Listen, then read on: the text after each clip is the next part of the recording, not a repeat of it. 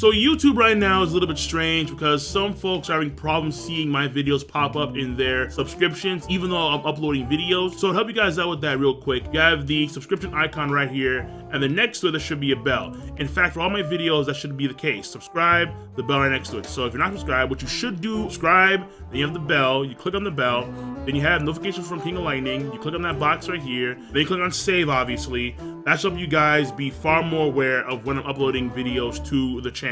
Ladies and gentlemen, boys and girls, children of all ages, what is up? The King of Lightning is here today, bringing you guys and gals Kingdom chapter 503 review. I'm used to doing like multiple chapters of Kingdom in one video, but this is the first time in a long time I've actually done a solo chapter review of Kingdom.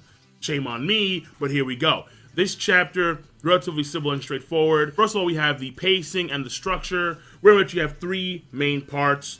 The first part is after we have all of these messenger birds fly across the mountain range, and then they're going to the capital city of Kantan. An old man, he gets the messengers, and then him and General Ko Sunryu, they go meet the King of Zhao, Tojo, as well as a high-ranking official of Zhao, Hakukai. Then we have the middle part of the chapter, part 2, where it's basically Riboku. He is hauling ass to the capital area of Zhao. And then we have Shun Suiju. He catches up from like the front lines. And then they talk about the situation at hand. Basically, it's timing here. If we, the Zhao army, can set up defenses at Retsubi before Quinn make it to Retsubi, or even after Retsubi, then we can stop this oncoming force. We can protect the city of Yu and the capital area. So it depends on the urgency of the Zhao forces, as well as the efficiency of Quinn and how they handle with oncoming obstacles. And at the end of the chapter, we get that first obstacle. So part 3 of the chapter is Quinn. They're going a little bit to the south, very close to the Yellow River, and they're doing so because they want to avoid a mid-sized city called Chosa. So they're trying to make sure that they're hauling ass, they're maintaining the course. However, 5,000 cavalrymen, roughly, are coming to intercept them, and Osen's like, nah, we don't care about them, maintain course, we're going. On-Key is gonna deal with the oncoming cavalry. So that is the pace and the structure in a nutshell, those three major parts. Now, when it comes to characterization, first and foremost, let's talk about the Zhao King. Holy Jesus. Whoa. All right, the Zhao King is warped, twisted.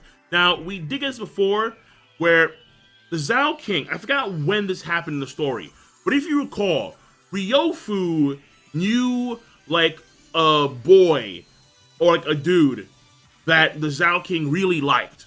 And so Ryofu like captured this guy, and then the Zhao King really wanted him back badly because he loved him because he's into guys. So he knew that. And I forgot where it happened in the story. So you guys, if you can, remind me in the comment section down below which chapter, which arc, but I remember that happened. Ryofu played a role in that, and we knew from then on, maybe even beforehand, but we knew from then on that the Zhao King, he swung that way.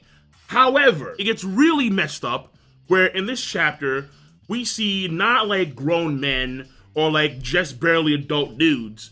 We have boys, like almost baby boys. Like we're talking about 8-year-old kids in the baths with this dude, with Tojo. And you're like, what the? And he's mad brazen about it. It's out in the open. It's like the maids, it's General Ko Sunryu, it's the high-ranking official who's there, Hakukai, but he's on the king's dick because we've seen him before. I think it was around the I Rebellion arc, the State of I. Back then we knew this guy is corrupt. He'll do whatever it takes to get up in the ranks, and here he is just on the king's dick, despite the fact that the king has these young boys around him. I mean, it was just like, whoa. I'll say this. In the same way the peasants and the common folk revere, almost worship the king of Quinn, say, and we saw that in Sai, obviously. The same thing actually does apply to the king of Zhao. They are almost godly in their status when it comes to how the peasants and the common folk view them. I can understand from the boys' perspective why they would do this, why they would appease the Zhao emperor.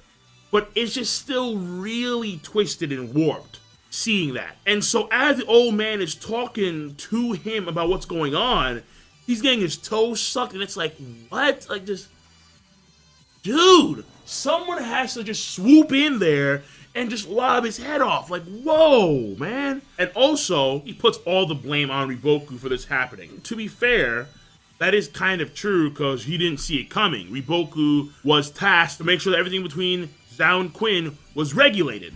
And that's when he built all of those smaller cities right across the Kokyo Hills. However, Quinn made a genuine effort to make sure that Riboku did not know that this was coming until the last second. Osen and the army of 200,000 even left in the midst of night. So it's not like it was Riboku's fault per se, but at the same time, it kind of is given his position. That's characterization. We have a bit for, again, the high-ranking official, Hakukai, and then the lion's share would then go for Tojo. Though I will say this, before we saw the 5,000 men approach, Shin kind of like sensed it, but Shin couldn't see the oncoming forces. He knew that they were being attacked, but again, this is 200,000 men. This is like probably way ahead of them, but still, Shin sensed it anyway. Shin has always had like that battle sense to him. I mean, he has the fire, for fuck's sakes. And then when it comes to the middle part of characterization, I mean, I guess you can say for a bit of characterization,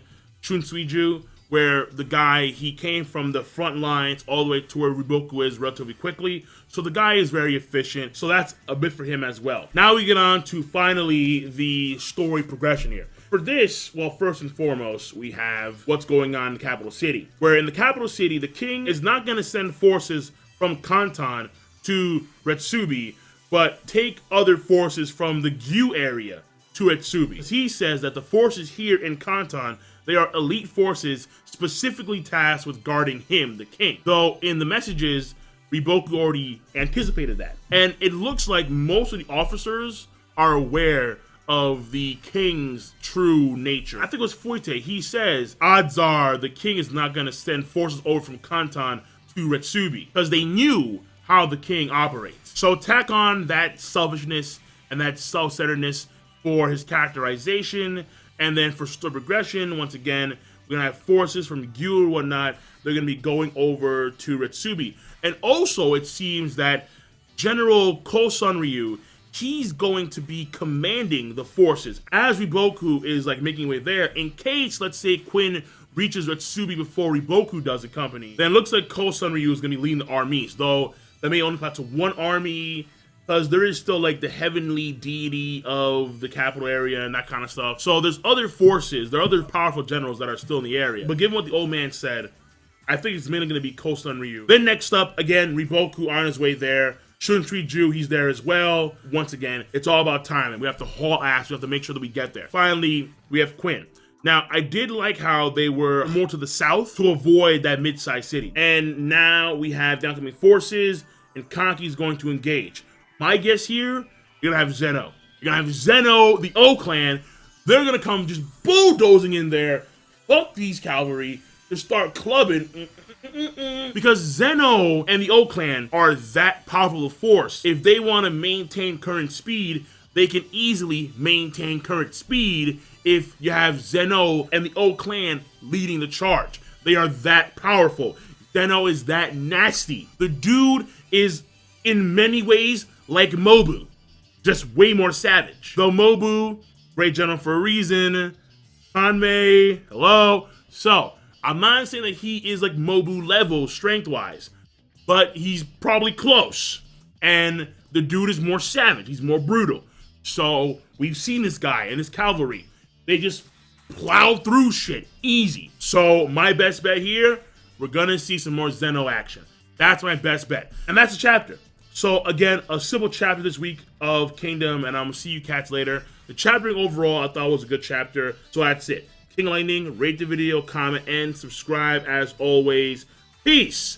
Have a nice goddamn day.